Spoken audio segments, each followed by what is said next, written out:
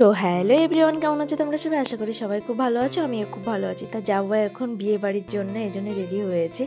এখানে bag ready করেছি। এটা কিন্তু শুধু আমার মেয়েরটা আলাদা, মেয়ের পাপারটা আলাদা। সো এখানে রেডি হয়ে এখানে আমি ওয়েট করছি। এখনও অটো আসেনি, অটোয় করে যাব। আমার শাশুড়িমাকে নিয়ে যাচ্ছে, এই জন্য অটোয় করে যেতে হবে। অনেক কিছু প্রবলেম আছে। আমার শাশুড়িমার একরকম প্রবলেম, আমার হাজব্যান্ডের একরকম প্রবলেম। আমি সব কিছুতে মানিয়ে নিতে পারি, কোনো ব্যাপার না। তো এখন চলে এসছে, অটো অনেকটাই লেট করে এসছে। অলরেডি কিন্তু সন্ধে হয়ে গিয়েছে। এখানে কিছু দূর আসার পরই আমাদের অটোটা খারাপ হয়ে গেল।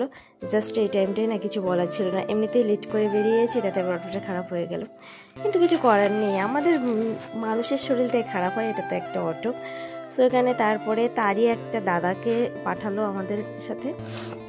দাদা আবার এই যে কি বলবো, আমাদের সামনে একটা লরি ছিল, একদমই যাচ্ছিল না। তো এখানে মায়ের নাম করে আস্তে আস্তে রওনা দিলাম।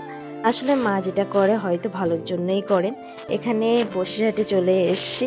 এখানে বসিরহাটে ব্রিজের ভিউ এক এক সময় এক এক রকম লাগে। এখনকার ভিউটা জাস্ট অসাধারণ লাগছে, সবসময় ভালো লাগে।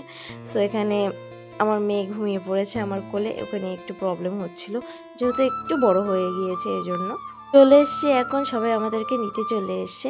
বিয়ে বাড়ি বস, একটু তো ব্যাগ হবেই, তাই না? আর চলে এসছি, আশীর্বাদ থেকে শুরু হচ্ছে। এতগুলো প্রোগ্রাম হবে, সব কিছু তো একটু নিজেকে তো একটু সাজাতে হবে, তাই না? সো এখানে দেখছিলাম যে তত্ত্ব কিছুটা সাজানো হয়ে গিয়েছে।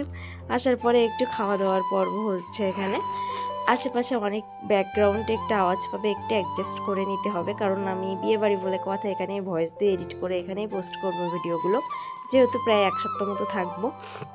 এখানে কিছুটা এখানে ডেকোরেশনের কাজ চলছিল রাত্রিবেলা, সেটাই বসে বসে দেখছিলাম সবাই মিলে আর গল্প করছিলাম। দাদা ভাইরা বলছিল যে এখান থেকে না, যে পাখা ফুল সবাই খুলে খুলে নিয়ে চলে যায়। তো বলছে তোমরাও নিতে পারো, এখানে দুটো চারটে করে এমনিতেই খোলা নিয়ম আছে, কিন্তু বেশি খুলো না যেন। এখানে সবাই একটু হাতে হাতে তারপরে একটু কাজ টাজ করছিলাম আর কি, রসুন ছাড়ানো, যেমন ফলগুলো গুছিয়ে রাখা। তো আজকের মতো এতটুকুই, দেখা হচ্ছে নেক্সট কোনো ব্লগে। ভালো ভালো ব্লগ আসছে গাইস, টাটা, সবাই দেখবে কিন্তু।